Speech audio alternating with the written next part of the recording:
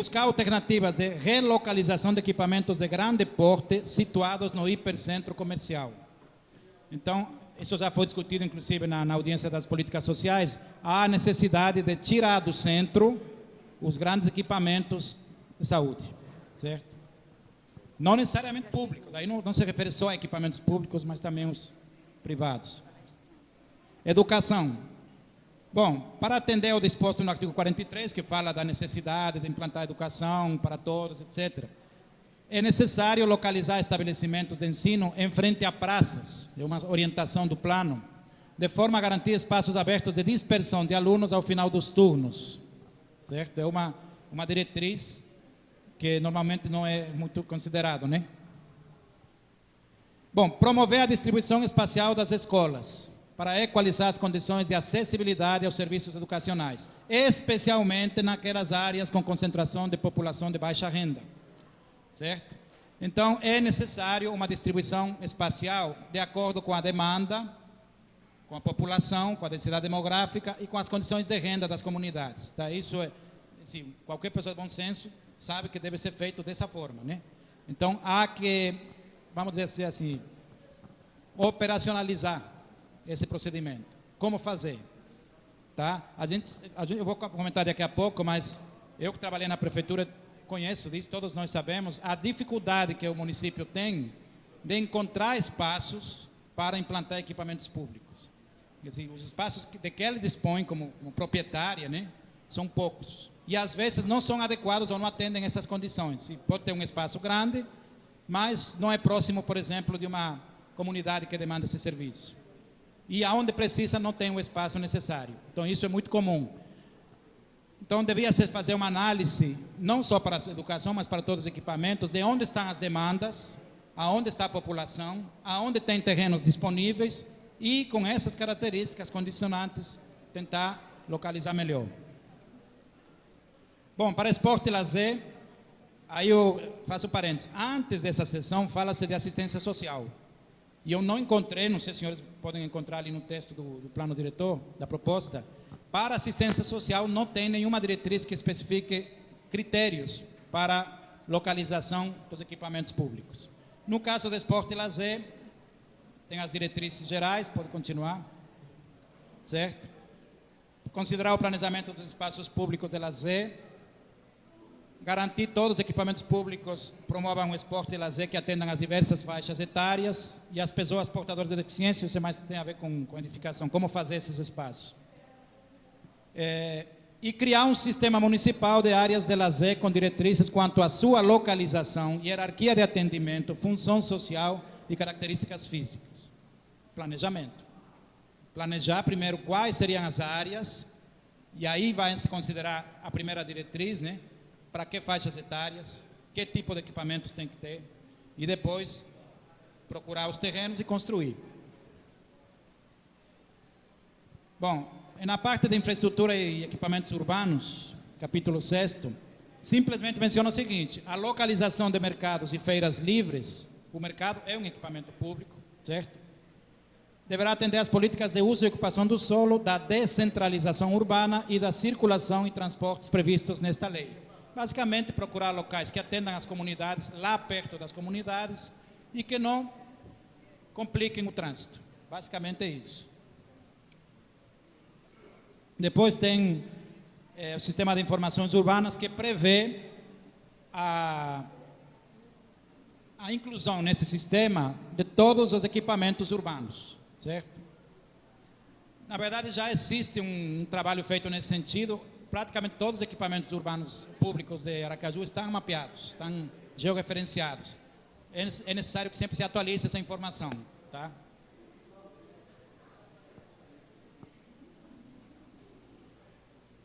Esse aqui foi um erro, não devia constar esse artigo. Bom, aqui uma questão importante. Uma das formas que o município tem, prevista em lei, para encontrar terrenos aptos para a implantação de equipamentos urbanos é através da chamada utilização compulsória, certo? É basicamente o que a gente conhece como desapropriação. É justificar a necessidade de um terreno para a implantação de um equipamento e desapropriar. Já a requisição urbanística, que é um instrumento muito parecido, ele é especificamente para obras, especialmente obras de infraestrutura e obras de urbanismo, certo? A utilização compulsória basicamente se transforma numa desapropriação que o município faz para utilizar um terreno privado. Depois, obviamente, seu pagamento, né? Bom, aí fala das formas de se pagar. Obviamente, não é qualquer terreno, tem que ser um terreno que está ocioso, certo? Tem umas condicionantes que eu não coloquei aqui, algum tempo de ociosidade, para poder proceder à utilização compulsória, certo? E os imóveis desapropriados dessa forma serão destinados à habitação de interesse social ou equipamentos urbanos. Bom, para concluir, na verdade, essa é uma forma acessória, adicional, que o município tem para conseguir locais, para implantar equipamentos. Mas existe uma forma mais natural, que surge do próprio crescimento das cidades. Isso está relacionado ao parcelamento, uso e ocupação do solo. É o seguinte, quando um particular, cidadão qualquer, tem um terreno muito grande, que é denominado gleba, e ele pretende desmembrar, parcelar, fracionar esse terreno, ele está obrigado a doar ao município áreas para sistema viário e áreas verdes, certo? A gleba, no caso do plano diretor, permaneceu nos 40 mil do plano atual. Então, é considerado gleba um lote com área maior que 40 mil metros quadrados, mais ou menos 4 quarteirões, certo? Um lote maior do que esse, ao ser desmembrado, tem que doar para a prefeitura 35% da área, para o município. Menores do que esse, não, certo? Então, esse é um problema, porque se você tem, a gente já fez estudos, tem muitas poucas glebas em Aracaju, a maioria já foi desmembrada. Então, lotes menores que 40 mil não estão obrigados a doar áreas nessa proporção de 35%. E também não tem, interessante, no plano diretor diz que, para o caso de condomínios horizontais, fala dos equipamentos internos e fala da necessidade de se doar também área pública. Mas deixa para o código de parcelamento especificar como. E no código não se encontrou nenhuma diretriz. Ou seja, condomínios horizontais não têm obrigação de doar área pública, área para equipamentos públicos ou para de lazer, certo? Bom, então eu só trouxe aqui, para esclarecer isso, 2 artigos do Código de Parcelamento, Uso e Ocupação do Solo, que falam sobre essa doação. E aqui tem um ponto polêmico. Reparem, se eu tenho um terreno de 40 mil metros quadrados, mais ou menos 4 quarteirões, na hora de desmembrar, de parcelar, certo? De fracionar, de fazer um partido urbanístico para dividir e vender, é necessário doar 35%, que viria a ser mais ou menos 14 mil metros quadrados, certo? Como 20% com sistema viário e canteiros, e os outros 15% para áreas verdes, praças. Desse 15%, 1/3, ou seja, seria 5% do total, né? Pode ser utilizado para equipamentos urbanos e comunitários, incluído aí, por exemplo, associações de bairro, certo? Bom, o conceito é o mesmo que está no plano atual. O que mudou, pode continuar, é no artigo 33, aonde tem que estar essa área, certo? E aí tem um ponto polêmico. Do jeito que a proposta do plano está, o local onde esse 1/3 do 15% será doado é qualquer, a critério do órgão licenciador. Na verdade é o seguinte, o plano atual, o de 2000, diz o seguinte: os 5%, ou seja, 1/3 do 15%, para equipamentos públicos, poderá estar situado a uma distância de até 1.000 metros do local do desmembramento, certo? Isso foi retirado e ficou no próprio local ou em outro, a critério do órgão licenciador. Então, isso pode ser bom, porque, por exemplo, alguém fragmenta uma área ou desmembra uma área, por exemplo, no Grajaú, e a prefeitura está precisando de terreno na Soledade. Então, pode-se chegar a um acordo com o empreendedor para que ele doe aquele terreno, ele vai ter que adquirir, lógico, lá. Nesse sentido é bom. Mas também pode ser ruim, porque havendo uma necessidade no local do desmembramento, certo? O empreendedor vai pretender doar em outro local, por exemplo, mais barato. E talvez não seja uma necessidade da prefeitura. Então, embora fique a critério do órgão licenciador, vai haver polêmica nesse ponto na hora de aplicar, certo? Então, é essa forma que o município tem de conseguir terrenos para a implantação de equipamentos públicos. Lembrando que para condomínios horizontais não há uma diretriz específica sobre isso, só para áreas chamadas glebas, acima de 40 mil metros quadrados. Se por acaso uma gleba já foi desmembrada e teve um novo desmembramento, tá? Imaginem que uma gleba é dividida em 2 terrenos grandes. Nessa divisão já é doado 35%. Numa nova subdivisão de cada um deles, não é mais necessário. Tá? É o que se chama áreas remanescentes. Não é mais necessária essa doação. É claro que para elas se organizarem, vão ter que ter um sistema viário próprio, né? Interno. Certo? Então, era isso, gente. Então, eu acredito que os expositores vão comentar sobre os equipamentos de cada área, mas, basicamente, eu coloquei aqui o que o plano diretor propõe como critérios para a implantação desses equipamentos públicos em Aracaju. Muito obrigado. Fazendo parte já aqui da nossa mesa, o subrelator do plano diretor, vereador Juvencio. Convidamos os expositores da noite, o Antônio Bittencourt, secretário de Planejamento, Bosco Hollenberg e Lucimara, a fazerem parte da mesa. Registramos a presença de Dulcival, secretário de Planejamento. Obrigada.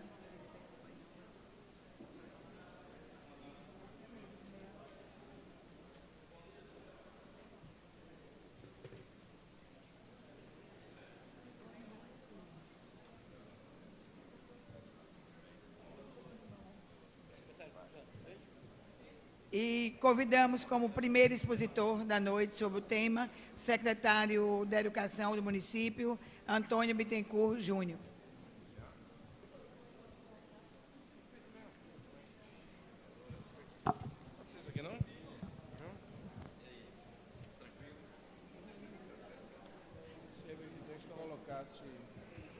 Alô, boa noite. Pela iniciativa, acho que tratar do plano diretor é uma ação fundamental para todos os cidadãos de Aracaju, pois a felicidade, as angústias, os problemas, as realizações, o futuro da gente está na cidade. No que pese sejamos um homem do Estado, de um país, de um mundo global, mas não há felicidade em mundo em que a minha cidade seja infeliz. Portanto, parabenizar a iniciativa da Câmara dos Vereadores, à disposição sempre presente dos vereadores, e em especial do meu querido presidente Emanuel Nascimento, e a gente vem aqui, na verdade, prestar um pouco contas das ações da Secretaria Municipal de Educação, também um pouco fundado aí no que apresenta o plano diretor no que diz respeito às questões da educação de Aracaju. Queria que o rapaz ajudasse a passar aí, por favor. Seguinte, na verdade eu vou descrever um pouquinho a realidade da nossa secretaria, fazer algumas considerações de natureza mais subjetiva acerca da educação e apresentar os aspectos mais objetivos do que diz respeito aí dos equipamentos públicos referentes à educação de Aracaju. Portanto, esse é o princípio norteador aí da competência da educação pública municipal de Aracaju, que é oferecer educação infantil, com creches, pré-escolas e com prioridade do ensino fundamental, inclusive para os que a ele não tiveram acesso na idade própria, né? Próximo. Apresentar algumas diretrizes que dão sentido às nossas ações lá na Secretaria Municipal de Educação, de modo a responder a alguns aspectos que se colocam aqui na subseção 2, no artigo 42, quando vai tratar aí de erradicação do analfabetismo, da universalização do atendimento escolar, da melhoria da qualidade do ensino. Portanto, esses aspectos que eu vou apresentar aí é um pouco fundados em preocupações dessa natureza. Portanto, algumas das diretrizes que dão sentido às nossas ações: a primeira, expandir a oferta de ensino da educação infantil. E, nesse sentido, nós estamos expandindo, e vamos colocar mais adiante para vocês, detalhadamente, espaços como creches e educação e escolas de pré-escola e núcleos de pré-escola, localizados em diversas áreas da cidade de Aracaju. Portanto, nesses últimos 5 anos e nos próximos 2 anos, elencaremos aí uma série de ações, de construções que já estão, algumas encaminhadas no processo licitatório, outras com projetos sendo executado, esperando, né, o encaminhamento de licitação, algumas outras que, como o técnico, o professor colocou aqui, a gente precisando aí urgentemente de espaços, né, de terra em Aracaju para que a gente possa construir essas escolas. A segunda diretriz é atender a demanda de matrícula do ensino fundamental. No que pese, é bem verdade, é preciso entender que essa demanda ela se mobiliza, né, em escolas, em grandes equipamentos escolares, como, por exemplo, localizado em bairros tradicionais da cidade de Aracaju, como Siqueira Campos, e em especial a escola, por exemplo, Getúlio Vargas, né, um equipamento de educação tradicional, grande, mas de uma área que nem sempre uma área que está se tornando uma área muito comercial, que já teve um núcleo habitacional com maior intensidade que hoje. Portanto, para a gente perceber que esse atendimento à demanda, a gente tem que também começar a perceber que existe um deslocamento da população de Aracaju. Algumas áreas, outrora pouco habitadas, né, elas ganham relevância nesse aspecto, e alguns outros espaços têm um esvaziamento e talvez um crescimento do aspecto comercial. Outra diretriz, ampliar a política municipal de educação inclusiva. Portanto, existe, por ação, por iniciativa do MEC, a partir do Programa de Desenvolvimento da Escola, todo um conjunto de ações que nós devemos nos preocupar com o sentido de estimular a presença cada vez mais ativa da educação inclusiva. Em Aracaju, nós temos aproximadamente 315 alunos, né, com necessidades especiais que estão presentes nas escolas. E mudou-se a perspectiva de ter uma escola exclusivamente tratando da educação especial. Portanto, o exercício de inclusão pressupõe que todo e qualquer aluno que tenha necessidade especial seja acolhido em toda e qualquer escola da rede municipal de educação. Portanto, as dificuldades que nós temos tido nesse sentido, e estamos tratando dessas dificuldades, é sobretudo capacitação de professores. Em estudos feitos pelo Ministério da Educação, aponta que 70% dos professores do Brasil dizem ter dificuldades em lidar com a educação especial. Portanto, a gente tem tratado aí com um certo cuidado no sentido de estimular os professores à capacitação. Nós temos apenas uma unidade, que é o CAP, que fica aqui no bairro São José, que ela acolhe, né, sobre os deficientes visuais, mas todos os demais alunos, todas as demais pessoas que participam da rede pública de ensino devem ser acolhidas em qualquer escola. E para isso nós estamos com processo seletivo encaminhado para cuidador, aquele colaborador do município que vai, ao receber um aluno com dificuldade motora, né, com dificuldades diversas, é o cuidador que vai estar ali no cotidiano, né, efetivamente fazendo isso, cuidando desse aluno. Nós estamos encaminhando todo o processo de contratação de pessoas para cumprir esse papel. Nós também estamos encaminhando processo seletivo e colocando como um critério, né, relevante na pontuação de alguns professores nesse próximo concurso que a gente está encaminhando, habilidade em Libras. Além disso, estamos contratando tradutores e intérpretes em Libras, pois a educação inclusiva pressupõe que o professor também tenha domínio disso, mas que nas salas de aulas, onde a gente tem algum aluno especial, possa estar presente também o tradutor e intérprete de Libras. O outro aspecto que coloca aí é elevar a qualidade do ensino e tratar da escola em tempo integral, que, a partir do Programa de Desenvolvimento da Escola, de 2007, o MEC tem estimulado isso. Em Aracaju, nós temos 19 unidades que já estão parceiras desse projeto, que é um projeto de mais educação. Portanto, existem 10 diretrizes, digamos assim, no Mais Educação, que vislumbra com que o aluno, além no contraturno, né, ele possa ter atividade de lazer, atividade esportiva, atividade artística, atividade de educação ambiental, portanto, atividade na área de música, e nós estamos encaminhando ações nesse sentido. 19 escolas, né, da nossa rede já estão recebendo recursos do Ministério da Educação, a fim de que seja implantado o Mais Educação. No que diz respeito a esse processo de escola em tempo integral, aí pensando a cidade como um todo, o que o Ministério da Educação tem apresentado para a gente é uma expectativa de que 50% das escolas até 2012 estejam inseridas no projeto de educação integral. Mas também nos apresenta a perspectiva de que essa educação integral deve ser entendida para além dos limites da escola. Vou dar um exemplo aqui. Essa semana, o prefeito Edivaldo Nogueira me autorizou a iniciar as ações com vistas à reforma, né? Reconstrução mesmo, da creche do Jardim Esperança, onde tem um CRAS, né? Fui lá com o Bosco Hollenberg, na frente dessa creche tem uma praça, né? Portanto, o que a gente tem, a educação tem perseguido, é que esses espaços públicos como a praça, seja um espaço pensado de modo a que os alunos no contraturno utilizem esse espaço daí, com entretenimento, com lazer. É um espaço que hoje tem uma quadra, né?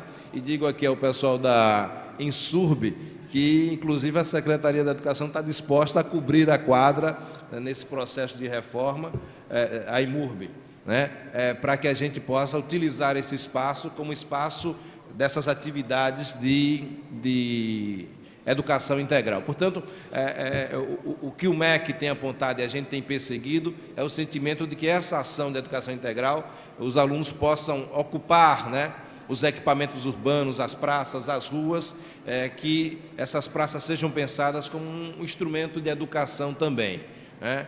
É esse o aspecto. Elevar a qualidade, outra diretriz, elevar a qualidade do ensino, a melhoria da infraestrutura. Nós, e aqui eu vou elencar mais adiante, nós estamos com uma demanda, com um cronograma, na verdade, de reformas e construções de escolas, talvez, vereadores, como nunca houve, né, na cidade de Aracaju. Eu vou elencar aqui. E são escolas essas construídas num padrão que atende esse nível de preocupação, né, de acessibilidade, escolas que, como por exemplo a escola lá da Olaria, Avelar Brandão Vilela, né, Dom Avelar Brandão Vilela, é uma escola que ela está projetada de modo a ter nela espaços de oficinas, espaços de dança, uma escola que terá na sua estrutura equipamentos de tecnologia educacional como em nenhuma outra escola, ouso dizer, né, de Aracaju. É uma escola que terá lousas digitais, uma escola que estará inserida no processo de um computador por aluno, esse tipo de coisa. Ou seja, toda a infraestrutura que nós estamos construindo nas escolas é para reafirmar o sentimento de que a escola também precisa ser um local aprazível, agradável, né? Além de ser um espaço que tecnicamente, arquitetonicamente, esteja projetado para obedecer às exigências, né? Mas que ela também seja um espaço em que os alunos e as crianças, os professores, se sintam bem alojados, se sintam confortáveis, se sintam felizes em estar naquele universo ali. E a gente vai elencar algum desses espaços. Promover a valorização e formação continuada dos profissionais da educação, naquele ainda, né? Nós temos um centro de treinamento que é o CEMAR, que a rede desenvolve também processos diversos de capacitação de professores, seja apoiando esses professores para que eles possam apresentar e fazer cursos fora ou dentro de Aracaju. Nós temos as horas de estudos com temáticas diversas, em que os professores estão lá, né, quinzenalmente participando de alguma atividade, constroem algum roteiro de temáticas e estão lá presentes. Outro aspecto aí da diretriz, a modernização tecnológica da rede municipal de ensino. Só para dar um exemplo, a Secretaria Municipal de Educação, ela abraçou o projeto UCA, que é um computador por aluno do Ministério da Educação, e hoje nós temos algo próximo de 470 alunos que receberam gratuitamente o computador comprado pela Prefeitura de Aracaju. Por uma orientação e determinação do prefeito Edvaldo Nogueira, nós já demos as iniciativas e a gente está ampliando de